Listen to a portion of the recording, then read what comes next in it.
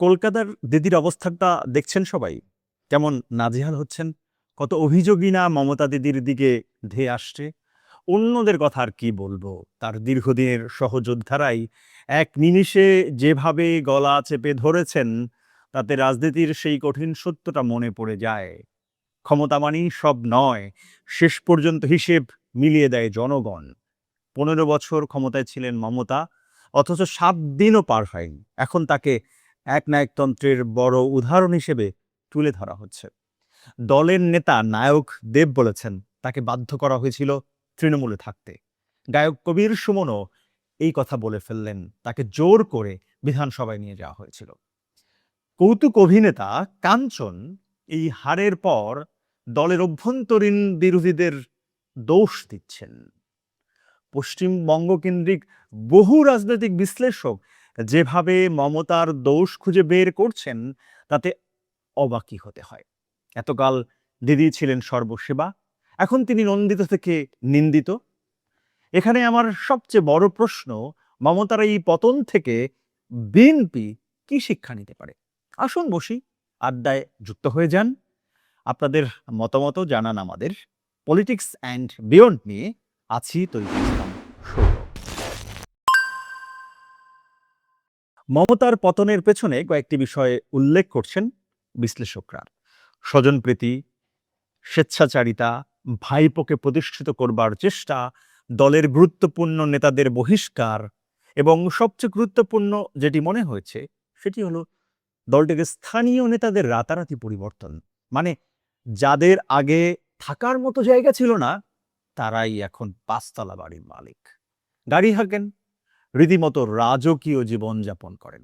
এতে সাধারণ মানুষের ক্ষোভ বেড়েছে। রাজনীতি করে এ ধরনের পরিবর্তন মানুষ কোথাও মেনে নেয় না। সেই ক্ষোভেরই প্রভাব পড়েছে ব্যালট বাক্সে। তাই যা হওয়ার তাই হয়েছে। কিন্তু এত কথা বলছি, এর সঙ্গে কেন বাংলাদেশকে মিলাবো? বিএনপি তো আওয়ামী লীগের থেকেই শিক্ষা নিতে পারে। তবুও আমি বলবো, পতনের নেপথ্য কাহিনী জানা মানে আরো বেশি জনবন্ধক হয়ে ওঠার সুযোগ। এই যে দিদি এত চেষ্টা করলেন, কই এখন তো দল ভেঙে যাওয়ার উপক্রম হলো। নির্বাচনের পর যেভাবে জিতে আসা নেতাদের দিদি ডেকেছিলেন, তাহার সেই ডাকে অনেকে নাকি আবার সাড়াও দেয়নি। কি বুঝলেন?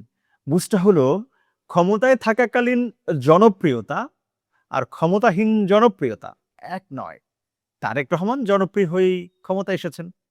এখন ক্ষমতায় থেকে সেই জনপ্রিয়তা ধরে রাখার প্রশ্নটি সবচেয়ে বড়। আমি দিদিও কিন্তু জনপ্রিয় ছিলেন, এক এবং অদ্বিতীয় ছিল। তারপর ধীরে ধীরে জনগণ থেকে দূরে সরে যাচ্ছিলেন, কিন্তু তিনি টের পাননি। তবে তারেক রহমানকে টের পেতেই হবে। বাংলাদেশ এমন একজন প্রধানমন্ত্রী পেয়েছে, তাকে হারতে দেয়া যাবে না। তিনি হেরে গেলে আবারও হেরে যাবে বাংলাদেশ। আর কোন শিক্ষা কি পেলাম? নিশ্চয়ই। দিদির দলের স্থানীয় নেতারা দীর্ঘদিন ধরে যে খারাপ উদাহরণ তৈরি করলেন, তাতে ভোটারদের মনে গভীর একটা প্রভাব ফেলেছে। বাংলাদেশেও বিএনপির নেতাকর্মীদের শুধু চাঁদাবাজি বন্ধ করলেই হবে না, হঠাৎ ধনী হয়ে যাওয়া দেশের মানুষ একদমই পছন্দ করে না। আর জুলুম নির্যাতন তো কোনোভাবেই কাম্য বিষয় হতে পারে না। অর্থাৎ প্রান্তিক মানুষকে রাজনৈতিক নেতাদের হাত থেকে বাঁচাতে হবে বিএনপিকে, নয়তো কোনো কিছু দিয়েই এদেশের মানুষকে আটকে রাখা যাবে না। মানুষ সবকিছুর সমুচিত জবাব দিয়ে দেয়। তাই মমতার পতনের গল্প বিএনপি যেন বড়ভাবে ভাবতে শুরু করে। দেখুন, অন্যদের দেখে শেখাই সবচেয়ে বড় শিক্ষা। কিন্তু তারেক রহমানের এই বিপুল জনপ্রিয়তার ঘাটতি যেন না আসে। তিনি আবার জনগণের রায় নিতে যখন দাঁড়াবেন সামনে, তখন যেন একইভাবে প্রিয় মানুষ হিসেবেই থাকেন। মমতা দিদির আকাশে আজ অন্ধকার, সেই আকাশের দিকে তাকানোর সময় যেন প্রধানমন্ত্রী তারেক রহমানের হয়। সবাই ভালো থাকুন, সুস্থ থাকুন, আর নিউজ হাবের সঙ্গেই থাকুন। মহান মুক্তিযুদ্ধের চেতনা এবং বাংলাদেশপন্থী স্বাধীন সাংবাদিকতায় আপনিও হতে পারেন অংশীজন। নিউজ হাবের প্রচেষ্টাকে এগিয়ে নিতে যে কোনো পরিমাণ সহায়তা পাঠাতে পারেন নিচের দেয়া নম্বরে।